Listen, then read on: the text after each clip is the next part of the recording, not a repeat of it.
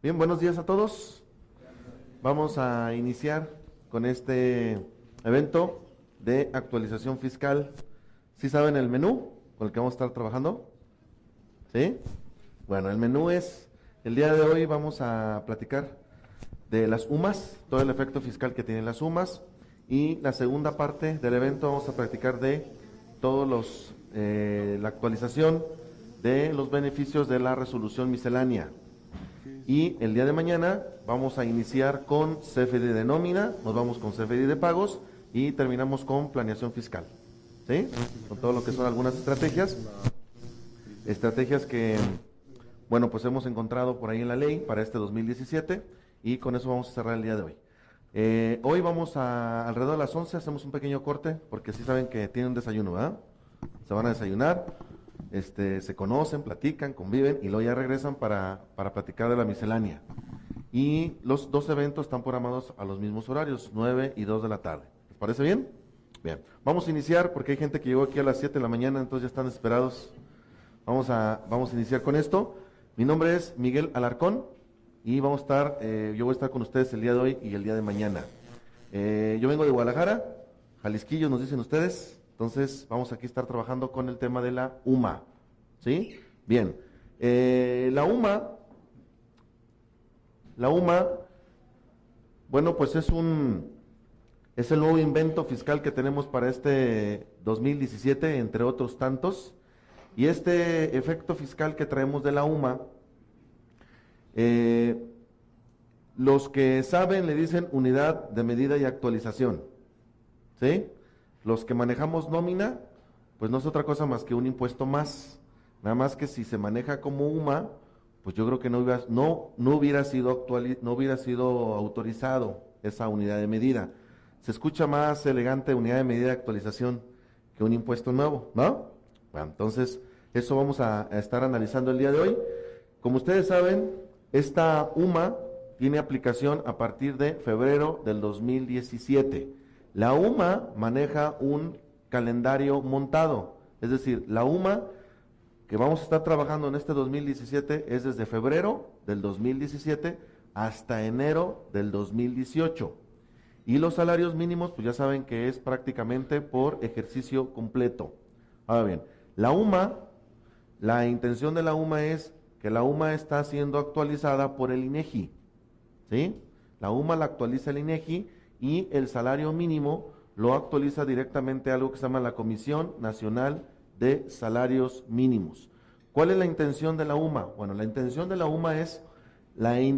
legislativa es desindexar al salario mínimo de las diferentes leyes fiscales que estamos operando. Fíjense, lo que vamos a platicar el día de hoy y nuestra primera sección de esto es el efecto que tiene la UMA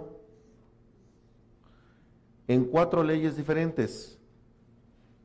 Primero, Ley Federal de Trabajo, ¿sí? Seguro Social, Infonavit y Ley del Impuesto sobre la Renta. Obviamente enfocándolo al aspecto fiscal que nos atañe a nosotros como contadores, ¿sí? El efecto constitucional y todo eso, bueno, pues se los dejamos a los abogados. Fíjense, cuando platicamos de este tema de la UMA, pareciera ser que nada más estamos cambiando de salarios mínimos de 80.04 al 75.49 que nos marca la UMA. Y al parecer, bueno, pues al parecer es simplemente un cambio de unidad de medida. Así como tal lo plantea el legislador, es precisamente una desindexación del salario mínimo directamente en estas 4 leyes fiscales. Lo que no nos contaron, ¿sí?, es que las diferentes leyes fiscales, en específico el Seguro Social, pues le gustó hacer travesuras a la UMA, y pues la UMA no es una unidad de medida, es simplemente un impuesto más, es un tema totalmente recaudatorio. Y eso es lo que vamos a ver el día de hoy. A lo mejor ustedes dirán, ¿de qué está hablando? ¿Cómo que la UMA es un impuesto si no se le llama impuesto? Bueno, pues de eso se trata esto, de que analicemos precisamente el efecto que tiene nuestra UMA. Ojo, recuerden que desde el mes de febrero, todas las multas que nos hacen las diferentes autoridades fiscales son directamente referenciadas a UMAS. Prácticamente ya no se encuentra el salario mínimo dentro del esquema de multas de las diferentes autoridades fiscales. Ahora bien, la intención del legislador es que precisamente la actualización del salario mínimo corra a una velocidad de tal manera que el trabajador pues obviamente pueda tener actualizaciones directas en su salario y en su poder adquisitivo. La intención precisamente es, como ustedes saben, cada año se actualizaba el salario mínimo. Con esto le dan la libertad a la Comisión Nacional de Salarios Mínimos que durante el año, la comisión pueda hacer ajustes al propio salario mínimo y obviamente se eleve la calidad del salario mínimo y que corra a una velocidad mayor, dado que el salario mínimo, al estar indexado a las diferentes leyes, pues obviamente estaba amarrado. Ahora prácticamente está suelto el salario mínimo. Si la intención del salario mínimo, fíjense bien, es que se supone que el salario mínimo tendría que estar entre 180 y 220 pesos para que pudiera cubrir las necesidades básicas de un trabajador. Como ustedes saben, es un tema también muy interesante porque algo que hace fuerte, digamos, a la mano de obra es precisamente que las empresas vienen a México e invierten en México por un tema de que es una mano de obra barata. ¿Sí que claro? Entonces no es tan sencillo, aunque se encuentre por ley que está liberado el salario mínimo, no es como para hacer empujones y mandarlo a 200 pesos el salario mínimo, porque pues obviamente todo eso depende también de circunstancias políticas de inversión extranjera. Ahora bien, lo que es una realidad es que en México prácticamente la gente o nosotros como patrones pagamos entre 2 y 3 salarios mínimos, que es donde está prácticamente la base del salario en México, entre 2 y 3. Como ustedes saben, el salario mínimo, uno prácticamente no alcanza, para nada. Entre 2 y 3 es donde prácticamente está la mayoría de los trabajadores. Y el problema es que en los últimos años, en lugar de ser más de 3, pues prácticamente se ha recorrido el salario y la mayoría de las empresas paga entre 2 y 3. La tendencia es que prácticamente está situado en 2 salarios mínimos. Ahora bien, una realidad es que prácticamente el salario mínimo, pues obviamente no alcanza. Y eso lo vemos obviamente en nuestra vida diaria. Fíjense bien, el otro día analizando este tema de la UMA, cuando estábamos preparando el material y sacamos por ahí unas láminas comparativas, yo le decía a mi socio, digo, oye, remontando la lámina que estaba viendo la comparativa del salario mínimo de 1982 contra el 2016, estamos revisando el siguiente concepto social. Fíjense bien, en 1982, ¿qué pasó, contador? Buenos días. En 1982, los que somos de esa generación, ¿no? Y que nos tocó vivir pues en los años 80 de niño, yo recuerdo que en los años 80, pues el que trabajaba era tu papá. Y literalmente había un esquema cultural de que a las señoras no se les dejaba trabajar. Y entonces, bueno, yo recuerdo en mis tiempos de niño, que bueno, tu papá a lo mejor llegaba a las 6, 7 de la tarde, se iba temprano, pero llegaba a las 6, 7 de la tarde, a lo mejor llegaba cansado, pero decía, bueno, ya llegué a las 6, y se quedaba contigo las tardes, y prácticamente el único que sostenía la casa era el papá. Y ojo, no había productos tan desarrollados como los hoy, con temas de tarjetas de crédito ni de préstamos. Ellos solo se aventaban el paquetito de tener una casa sin tener productos tan desarrollados de endeudamiento. Y prácticamente en aquel entonces las familias tenían entre 3 o 4 hijos. Simplemente nosotros, ¿cuántos hermanos tenemos? Entre 2 o 3 hermanos, o sea, eran familias de 3 o 4 personas. Y eso era en 1982. Fíjense bien, en el 2016, la comparativa que hacemos del salario mínimo es que ahora literalmente, ahora no le dices a tu señora que no trabaje, más bien le dices que trabaje, ¿no? Y entonces ahora prácticamente trabajan los dos. Y hoy, literalmente, mucha gente, aparte de que trabajan los dos, el papá todavía el sábado o el domingo tiene otro tipo de trabajos adicionales. En la mañana, por ejemplo, venía aquí con ustedes y me decía la persona del taxi, me decía la persona del Uber, le venía platicando de la factura. Y luego me dice, yo soy contador. Digo, ¿ah, sí? Dice, sí. Lo que pasa es que yo voy a mi despacho como entre las 11, 12 del día, me levanto muy temprano, tipo 3, 4 de la mañana, agarro un montón de aeropuertos y a las 8, 9 de la mañana me desocupo, me voy a desayunar y ya me regreso al despacho. Ya, entonces empezamos a platicar un poquito de esto y me dice, no, y el sábado y el domingo, pues prácticamente también agarra el carro como ingresos extras. Lo digo, oye, ¿y por qué tanta violencia? ¿Por qué tanto andar trabajando tanto? Me dice, no, licenciado, es que agarré una hipoteca buenísima, pero pues las mensualidades me quedan muy altas, entonces tengo que sacar el diferencial. Ojo, este tipo de pláticas en nuestros tiempos no lo escuchabas. No escuchabas todo este tipo de escenarios. Hoy prácticamente trabajan los dos. Muchas veces los niños no ven a ninguno de los dos. Trabaja los sábados y los domingos. Y a veces la señora es la que trabaja más que el señor. Y hoy en lugar de tener 3 o 4 hijos, ahorita el que tenga 3 o 4 hijos, olvídense, prácticamente andan entre 1 y 2. ¿Qué andan moviendo, Richard? Andan entre uno y 2 hijos, prácticamente. Es decir, prácticamente vivimos peor que hace 30 años, mucho más presionados. No sé si han escuchado de repente gente como que hoy hay gente que se infarta a los 30 años, ¿no? Cuando prácticamente antes la gente que se infartaba era después de los 60 años. Hoy hay gente que tiene 25 años y ya están infartados. Bueno, les preparé esta lámina muy interesante. Fíjense bien, el secretario de Hacienda, nuestro semidios para todos los que somos contadores, ¿no? Dice que con ingresos, ya no digas de 13,000 pesos, sino con ingresos de 6,000 pesos al mes. Hay familias mexicanas que tienen el crédito para una vivienda, que tienen el crédito para un coche y que se dan el tiempo de mandar a sus hijos a una escuela privada y están pagando colegiaturas. ¿Cómo ven? Entonces, bueno, son palabras oficiales, ¿sí?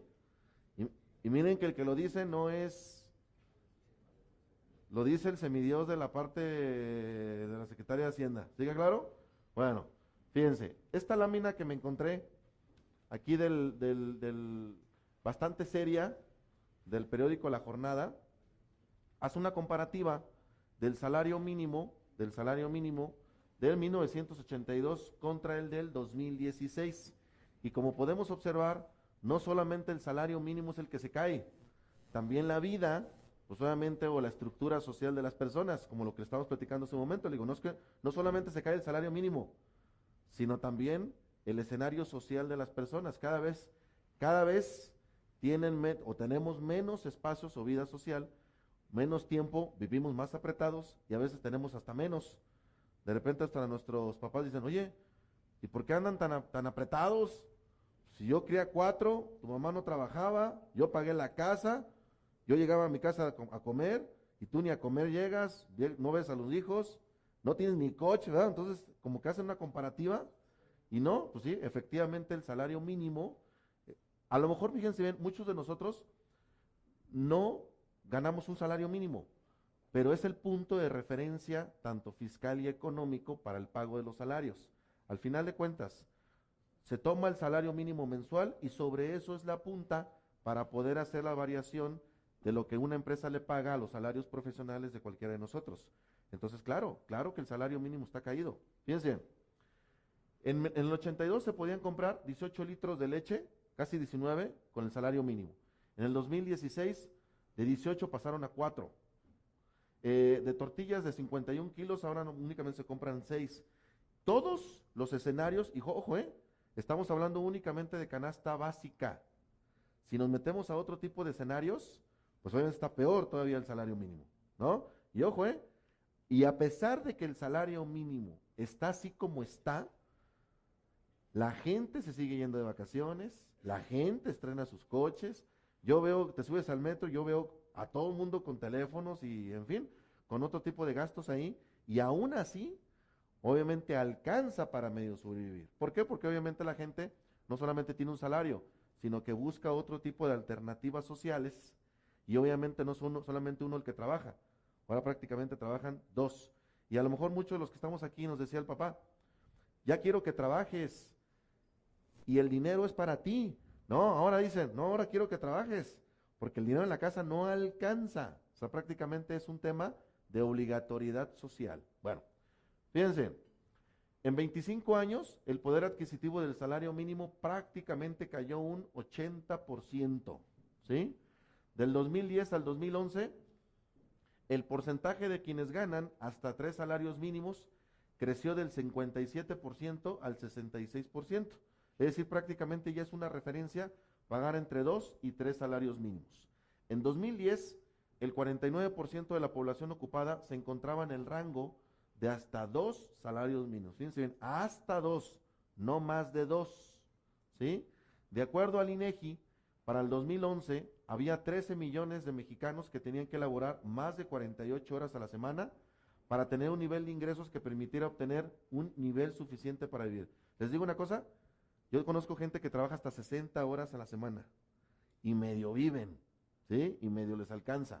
Eh, el otro día estábamos revisando los diferentes cambios en las reformas laborales y nos encontramos con una muy interesante, fíjense, acaban de autorizar una reforma en Alemania donde la prioridad en Alemania es el obrero.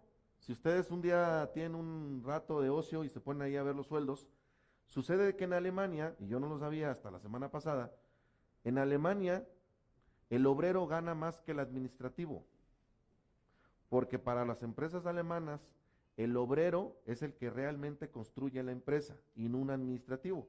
Fíjense, en Alemania, para ser un obrero calificado, prácticamente son entre 5 y 10 años de entrenamiento para llamarles obreros calificados. Y ellos, al punto de vista es que un administrativo prácticamente lo consiguen muy fácil en una universidad, ¿queda claro? Oye, ocupa un contador, quita y pon, quita uno y pon a otro. Pero un obrero calificado no. Un obrero calificado no, prácticamente se ocupa entre 5 y 10 años de maduración en una empresa. Y cuando un obrero se le llama calificado, prácticamente gana más que un administrativo dentro de la empresa. Y entonces la reforma que se hizo, fíjense, fue para proteger al obrero, no a los administrativos, donde el obrero tiene preferencias sobre los administrativos en una empresa. Entonces, fíjense bien, ¿de qué se trata la reforma?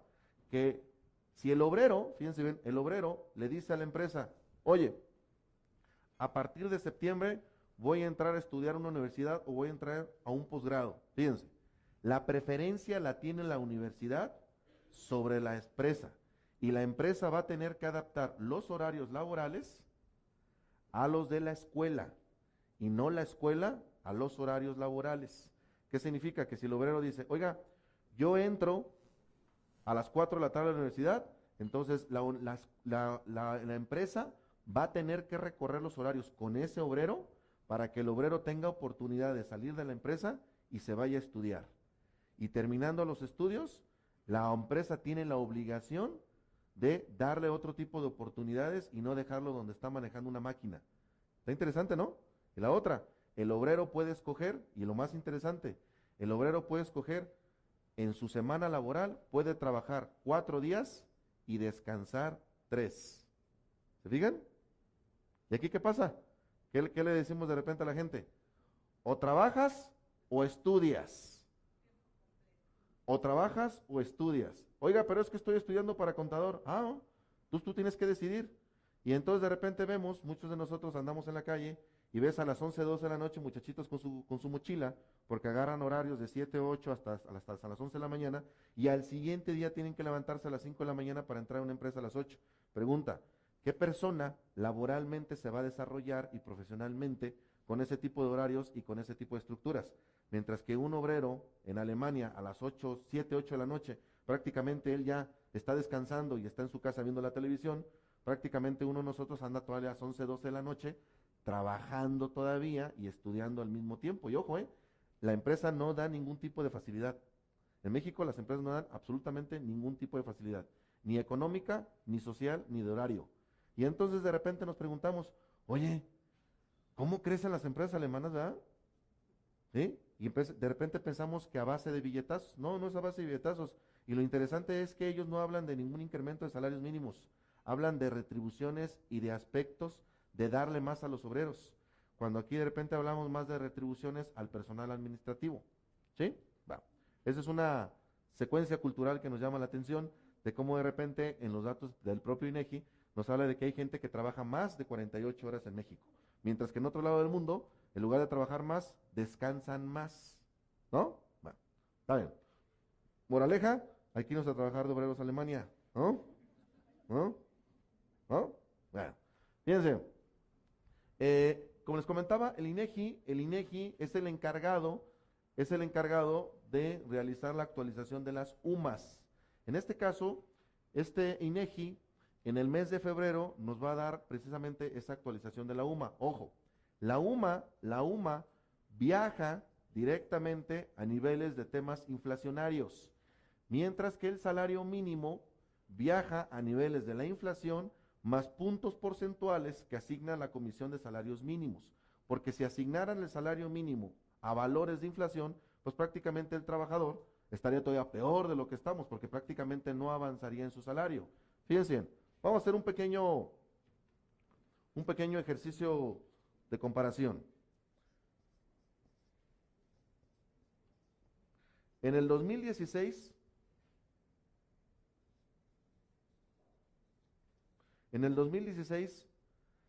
la UMA se encontraba en 73 pesos con 4 centavos.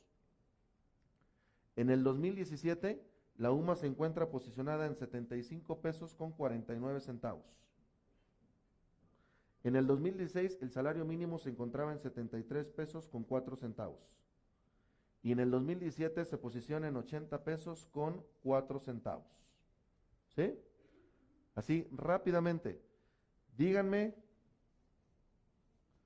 cuál es la variación porcentual que tuvo la UMA y cuál fue la variación porcentual que tuvo el salario mínimo. A ver. ¿Cuánto? No, no, a ver, saquen el telefonito, hombre, ahí trae calculadora. A ver, a ver, a ver. ¿Cuánto fue la variación porcentual que tiene la UMA y cuánto fue la variación porcentual que trajo el salario mínimo del 2016 versus 2017? Y ahí vamos a encontrar muchas cosas por qué el legislador hace lo que hace con el tema de la UMA y el efecto fiscal que traemos en nuestras nóminas. Fíjense, ¿cuánto es? ¿Cuánto es? A ver, alguien que fue al poli. ¿Eh? Sí, sí, la variación porcentual. No, no, no, no, no, no. ¿Cuánto? No, no, no, porcentual, la variación porcentual. Les falta ahí un dato. ¿Eh? Ándale, ese sí, ahora sí. Ahora sí, este trae el 3.36%. Perfecto. ¿Y el salario mínimo?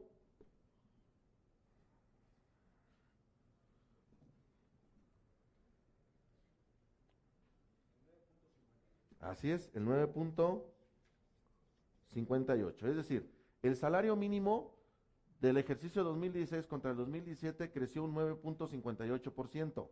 La UMA, su variación porcentual fue de un 3.36%. Ahora bien, no es un dato aislado. ¿Por qué? Porque fíjense bien, en base a qué se va a actualizar la UMA del ejercicio 2018, es decir, ¿con qué UMA vamos a trabajar en el 2018? Bueno, las UMAs, su referencia directa es la inflación.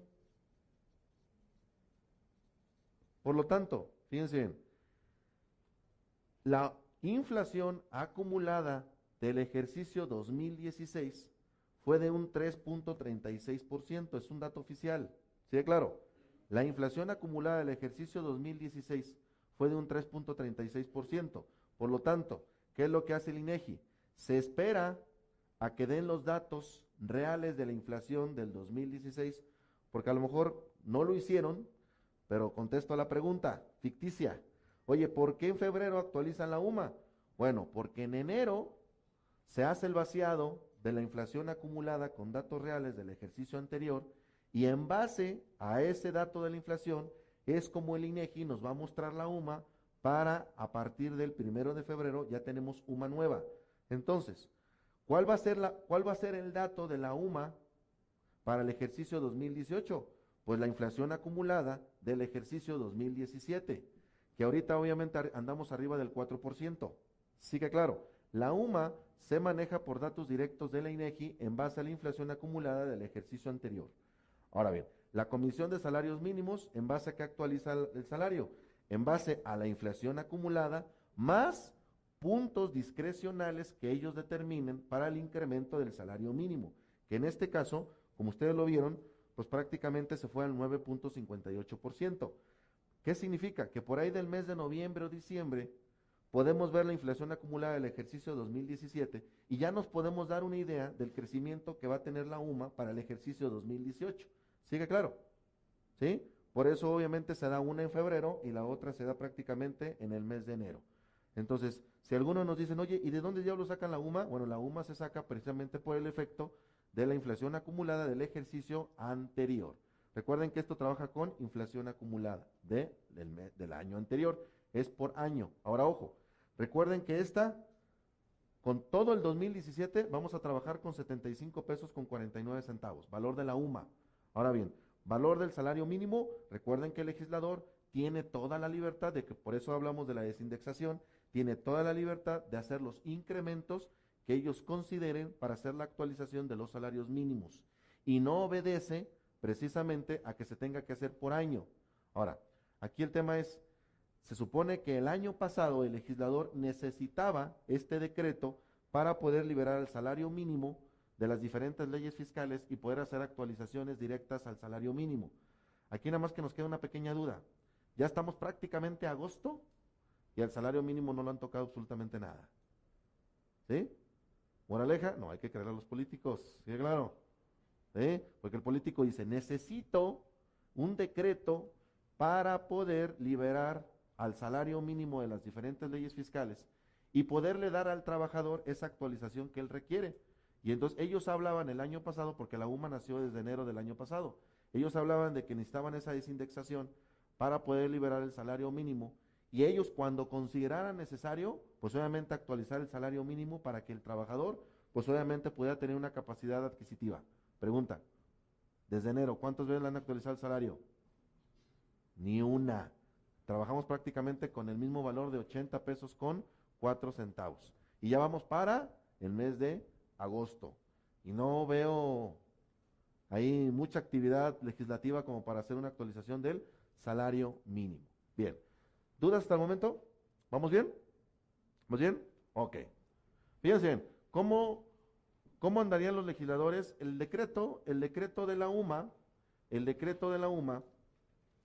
se da un buen 30 de diciembre del 2016. ¿Sale? El decreto de la UMA ya oficialmente nació un 30 de diciembre del 2016. ¿Qué andaban haciendo ustedes el 30 de diciembre del 2016? Pues, mande, la verdad, mande. Pues, de veras que les encanta. Hombre, andamos ya viendo la fiesta de fin de año. Entonces, no solamente nosotros, sino también el legislador. Fíjense, el legislador ya andaba ocupado en otras cosas y de repente los que promovieron la UMA, ¿sí? Le dicen allá arriba, oiga, falta un decreto. ¿Cómo? Si ya nos vamos. ¿Cómo que falta un decreto? Sí, el de la UMA. Ay, ¿para qué queremos la UMA, hombre? Para recaudar.